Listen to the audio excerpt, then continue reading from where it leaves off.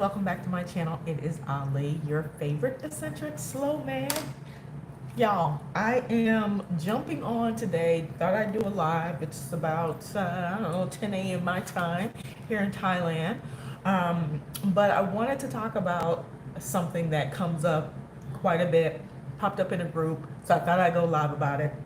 And that is people who are now wanting to move abroad or at least just explore long term, take sabbaticals, nomad for a little bit, maybe even 3 months, are asking how easy it is to find your group, find your circle, find friends, make friends in different countries, especially countries where English is not the official language. And so that's what today's live video is going to be about, that specific thing. How do we do this? How can you do this? And have a little peace and comfort in figuring out ways to maneuver around it. So you guys, if this is your first time joining my channel, I'm Ali, of course, your favorite eccentric slow man. And my channel is about all things travel. It's about sharing my experiences to assist other people who want to jump on this type of bandwagon, this journey, but specifically focusing on marginalized people, people who are often forgot about and often we don't see in these spaces. And so creating a pathway for other people like myself or people who don't think that they can do it, who aren't wealthy in terms of cash, but wealthy in spirit, and you want to do this too. So this is for you. If you're new to my channel, please click the subscribe button if this is information that you want to learn about. I am a 4-year nomad going on 5 years, and I'm literally just sharing how I am doing this each and every day. So first, let me tell you guys where I am. I'm actually sitting in a business center in a high rise here in Thailand. Actually, I typically do this, so I'm gonna just show you guys around a little bit. I'm on the top floor. This is the business center that I'm in. It's quite executive, might I say. And this is the top floor. So this is some of what you could potentially get if you are in Thailand, right? And so every floor has these outside little seating areas that you can go and you can just be out. You can walk out and sit out in these areas and be all the way up here without having a balcony. And then the gym is right over there on that side, and then a swimming pool as well, which I'll just duck out really quick so you guys can see. But the reason this place is important, so there's the rooftop swimming pool and it's all open. But the reason this place is important, you guys, is because this is a house sit. I am actually house sitting again in Thailand this is my third house sit in Thailand in the last 2 years. Seems to be my place that, works really well for me. But I am house sitting over the holiday season. Definitely recommend it. We can talk about it on another video. For one cat who's 6 years old and a dream boat. He is the biggest cuddler in the world and very well behaved, except a little bit overnight when they're nocturnal. But sit 3 weeks until the beginning of January, and then I move on. So anyway, let's jump to it because I know y'all are trying to figure out how y'all gonna make some friends. So the question is whether or not it's difficult to do or easy to do. And I say that all depends on you. There's a couple things that play into whether or not you're gonna find your clique, your network, your circle, your tribe, so to speak, and or whether or not that exists or not, and even if it does exist, whether or not you're gonna fit in. Everything isn't like, you just zap in and boom, everybody meshes. It's not always like that. You gotta do a little bit of work. So what matters? Location matters. The country or city, specifically the country or city that you're gonna be residing in for that duration of time. What type of tribe you're seeking. So this goes into your, what is your why, and knowing thyself, right? So if you don't know yourself, you don't know what it is you want, you might stumble a little bit with figuring out what's your group, who you want to be around, and whether or not it's the right fit for you. And then also within a city, within a country, neighborhoods matter. Where you actually get an apartment matters, and that plays into access, transportability. So how easy is it for you to move about in a space? Because you can move into a place that has a huge community. Let's say I'm looking for a sisterhood community of people who can relate to me, who I can get like natural hair, have consultations about that, and just being an over 50 solo traveler, I want that. But then I move to a place where, yeah, there's this great community there, but I decide to live in a neighborhood that's up in the hills, up in the mountains, and it's going to take me 2 hours to get to any of those areas. So the accessibility is really limited. That is a plus or a minus depending on how you like to socialize. So you like face-to-face socialization, and it's hard for you to move about and hard for people to get to you, and things you don't have an abundance of cafes and things like that in your area, that's going to play a big part in whether or not you're going to be successful. If you're the kind of person that's like, well, I want to be a digital nomad and it doesn't matter where I live, and I want to be able to just mingle with people on an online, type of basis, virtually, is good enough for me, then it doesn't matter. Okay, so these things play a big part in whether or not you're going to be successful. Also, your openness to meeting new people. There are different types of people. There are people in the world who can go anywhere, meet anybody, and forge friendships, whether they're short term, long term, whatever the case may be. And it doesn't take much. You go and sit in an open park and find someone to talk to who isn't trying to sell you something. Meeting someone, at an event that, you decided to go to, live music event, museums, or doing something that you love, and you end up meeting other people who have similar interests.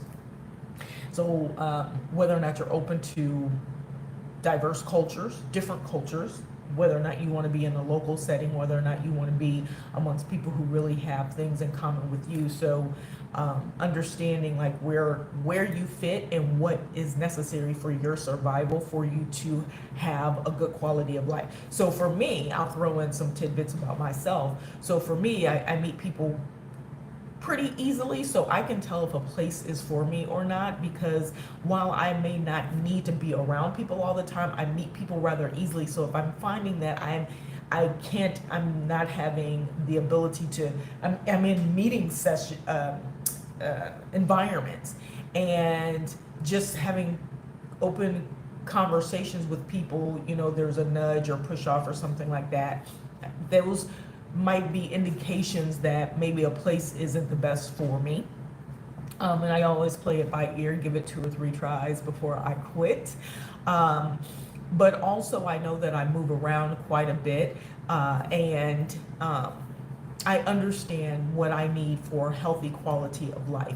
So one of the other things that I always add in terms of being able to meet people, is your level at which, if you're solo, if you're wanting to date in those spaces. So adding that as a caveat. So a couple ways to meet people before I get into like more story time. A couple ways to meet individuals is y'all meetup. Actually, meetup.com is still like a thing, and it is a thing abroad. So when I was in Portugal, I would say it was probably the 2019 year I was in Portugal, I ended up doing a meetup on Portugal where it's like a language exchange. This was back in the day when, if you would have said, you say anything to me about Portuguese, I was like, what is that? Is that like Pig Latin? Now I understand it more because I've been to another country where Portuguese is one of their primary languages. And now it makes sense to me. But anyway, so I went to this language exchange, didn't really learn any Portuguese, but I met a lot of other travelers, other people who had moved abroad, who actually live in Portugal, or Portuguese people who are wanting to learn English. And I have a friend that I met, we still keep in touch to this day. This was in 2019. And so we just reach out every now and again when I would pop back in, so maybe in 2018. So whenever I would pop back in Portugal, I would always make sure that I reached out to her and we would link up, grab a bite to eat, drink, something like that, walk around town, all that kind of stuff, catch up, whether it's been a year, 2 years, something like that. And so Meetup is still a thing. You can join those, join the free ones before you join the ones where they have dues. They do have dues and stuff like that as well. So it's definitely something to consider.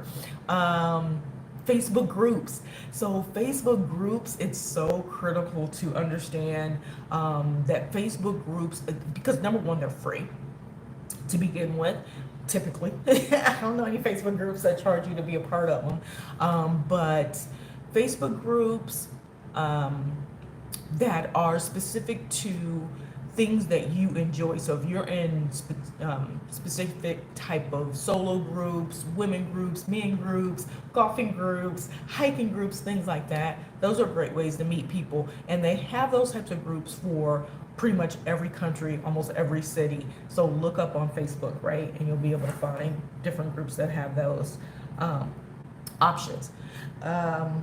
Onboarding groups. So I was an onboarder when I lived in Kenya. I ended up renting a house and would help onboard people. That was actually something I wanted to do full time, but I ended up not staying in Kenya as long as I had planned.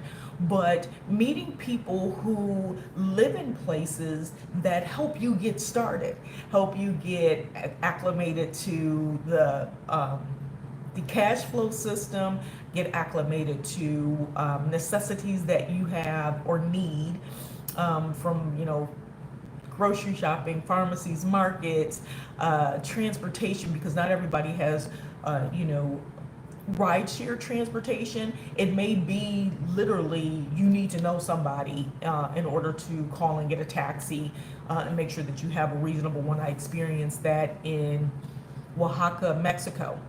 They don't have rideshare like Mexico City.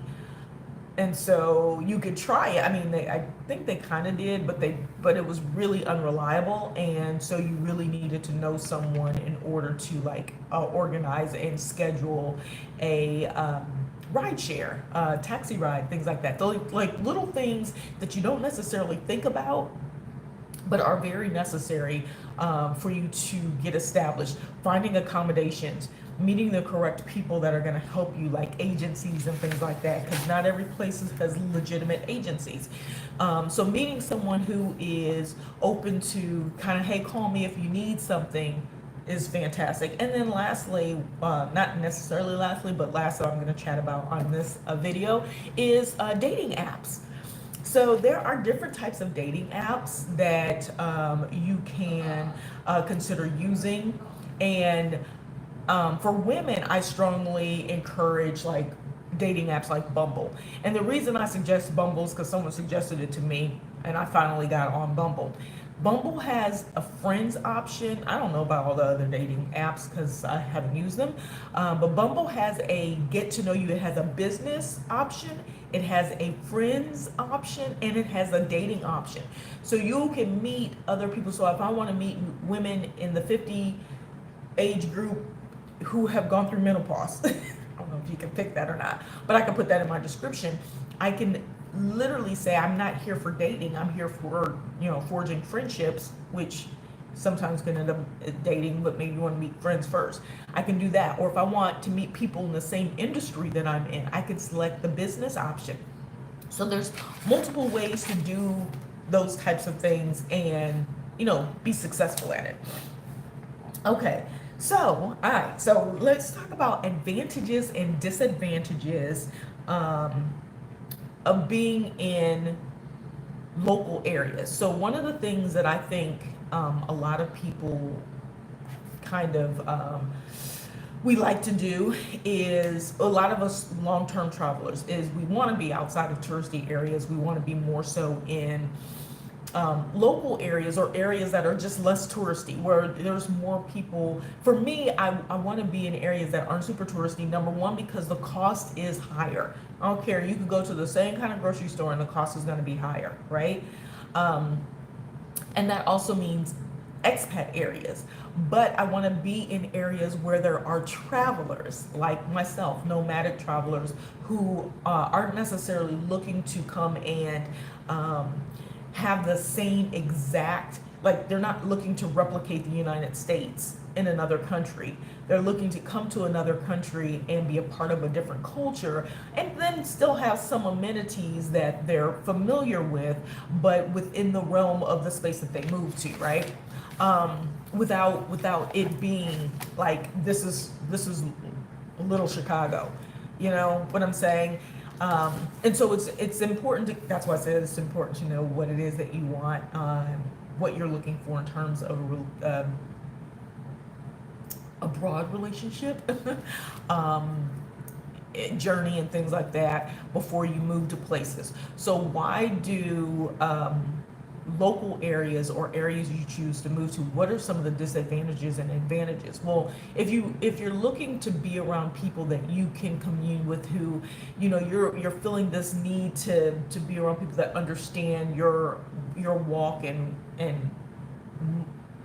the way that you move, and how things are for, you know, different expats or immigrants coming to a country and stuff like that. And the English, or whatever your native language, is not the language of that country. And so meeting locals and kind of breaking through that language barrier is a little bit tougher.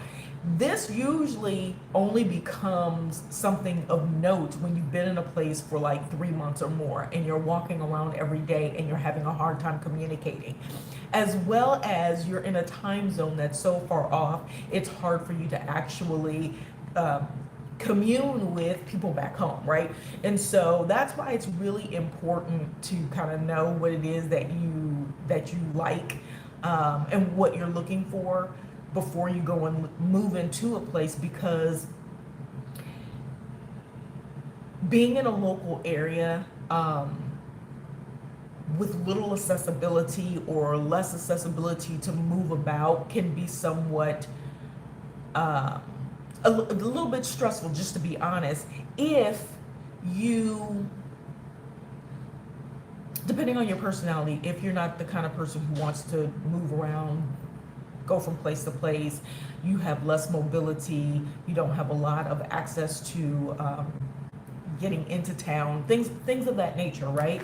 And so when that happens, because I've had it happen before, I've had it where, you know, I was in a place, and while there was a lot of access to things, to people, getting to those spaces where those people were, I found was a little bit more difficult. And it's, you know, you live in a local area, and it's kind of like, okay, do I want to go through this 2-hour commute every single time I want to go and do something? So where you live actually matters. So yeah, you're getting access to different cultures, but you might be having a hard time actually communicating what your experience is, what you're going through. Even if you're trying to wean off of it, sometimes it's comforting to be around people that kind of just get it. You know, they get where you're coming from. So thinking about where you're going to be, ease of access. Don't live on top of a hill, on top of a mountain, and then, you know, want to be out every day, but it takes you 6 hours to get to and from. That eventually wears you down quite a bit. And then, like, the last thing I'm going to leave you with, because this is such an open conversation, but it was one of those things where I felt like it's good to make a video about, share with you guys, is sharing with you some of my success, not necessarily stories, because I could go on and on and on, but countries where I've had the most success. Now, a whole country, I want to also stress this. When people say, I don't like a country, I don't like Italy, and they say the entire country, but they've only been to one state in that country, one city in that country, it's really kind of defeating, right? And not necessarily accurate. So I want you guys to think about it from that perspective. Look at places. I usually try to give when I travel to places and before I make my determination whether or not I like a country, I try to visit at least a couple cities within that country, unless it's just like ridiculous. And I haven't really experienced that. So places where I've had the most success, but it's not every city in these countries, is Thailand, where I am now. I've had the most success with meeting other people, different cultures, just the ease and comfort.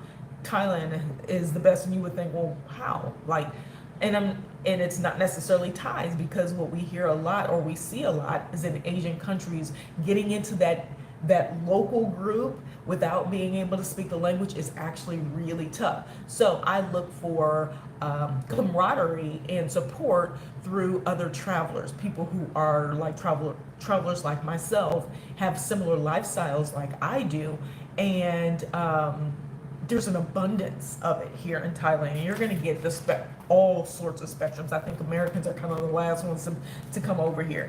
Vietnam is another one I was surprised about. Loved it there. Greece. I love the interactions that I can have. Lots of English speaking. I learned a lot of Greece as well. Albania was a surprise. Not a whole lot of group kind of interactions, but individually I was meeting people, and that's all I need. I only need like, one or two people to be friend, and I'm good. Kenya was amazing for me. Tanzania, I have a whole Tanzania family, both local and immigrant people.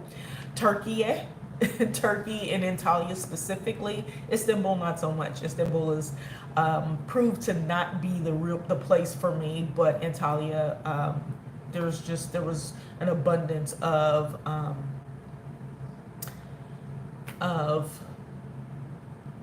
camaraderie. I was gonna say sisterhood, but I also was brotherhood too. Just different people from Hong Kong, from Czech Republic that I clicked with really, really well. Indonesia, I still have an Indonesia Bali family. Colombia was really good because there's a network of people there.